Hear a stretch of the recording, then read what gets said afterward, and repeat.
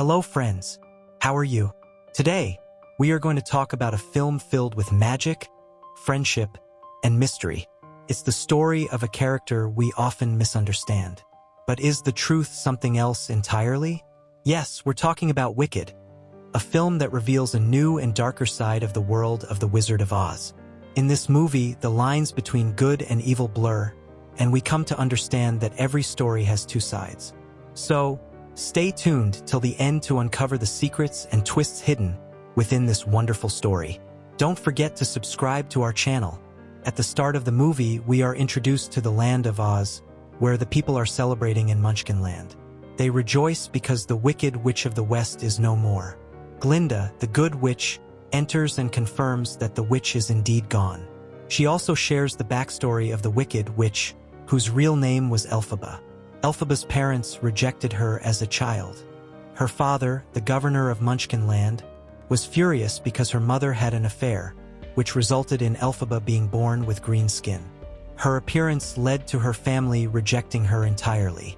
As a baby, whenever Elphaba cried, objects in the palace would levitate. It was evident she was no ordinary child, but one with extraordinary powers.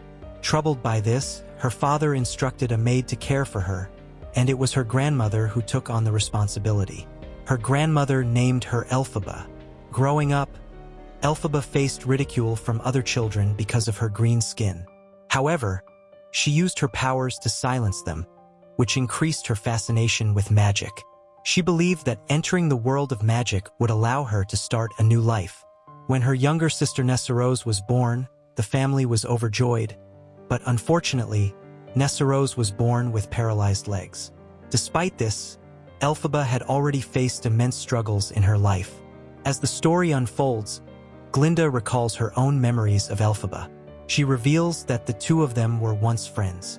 Glinda recounts the time when Elphaba and she first met at Shiz University. Elphaba arrived to drop off her younger sister Nessarose. Upon her arrival, the other students were frightened by Elphaba's green skin. Glinda, being the most popular girl at the school, initially dismissed Elphaba. However, during an incident where Elphaba used her powers to protect her sister, everyone was left in awe. Madame Maribel, a faculty member, was particularly impressed by Elphaba's abilities. She not only granted her admission to Shiz University but also paired her with Glinda as roommates. Moreover, she encouraged Elphaba to take special classes to develop her powers. Elphaba was overjoyed but unaware that Madame Maribel had ulterior motives. She wanted to exploit Elphaba's powers. Despite their initial animosity, a bond began to form between Elphaba and Glinda.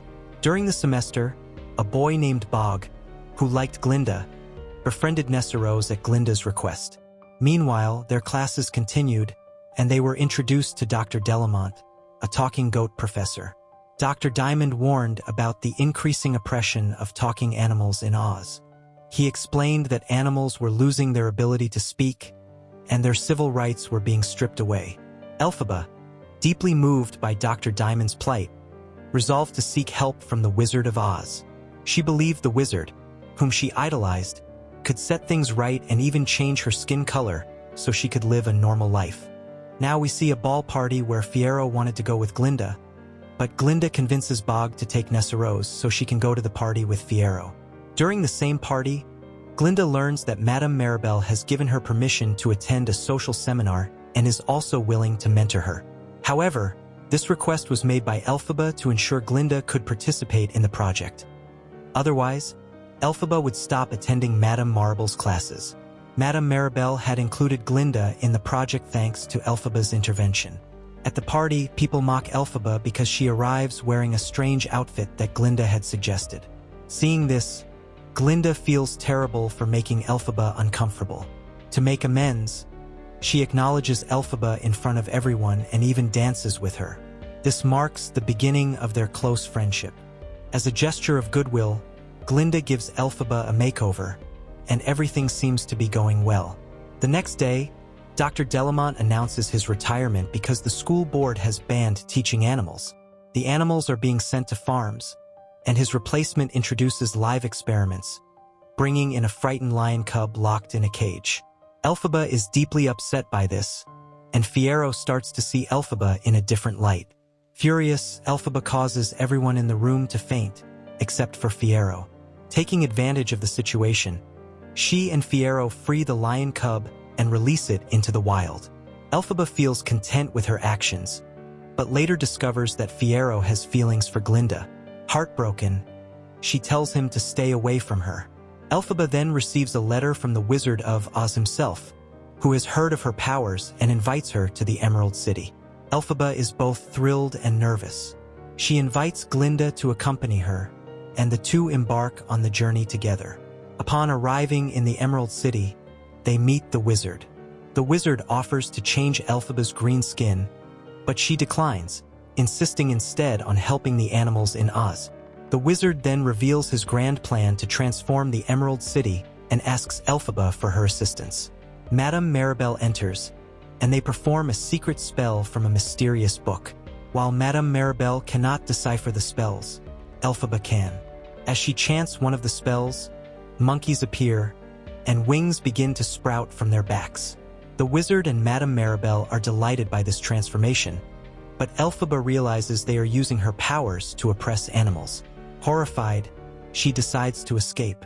Madame Maribel retaliates by labeling Elphaba as the Wicked Witch. The entire city turns against her. Glinda pleads with Elphaba to cooperate with the wizard and Madame Maribel, hoping to resolve the situation peacefully, but Elphaba refuses. She is determined to fight against the injustices in Oz.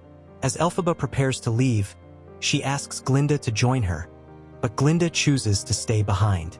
Guards arrive to capture Elphaba, forcing her to use the magical book once again. She casts a spell that transforms the surrounding objects, allowing her to escape with the help of the flying monkeys. Before leaving, she plunges the Emerald City into darkness. The movie ends with Elphaba embracing her new role as a rebel against the wizard and Madame Maribel, determined to fight for justice. How did you like the story?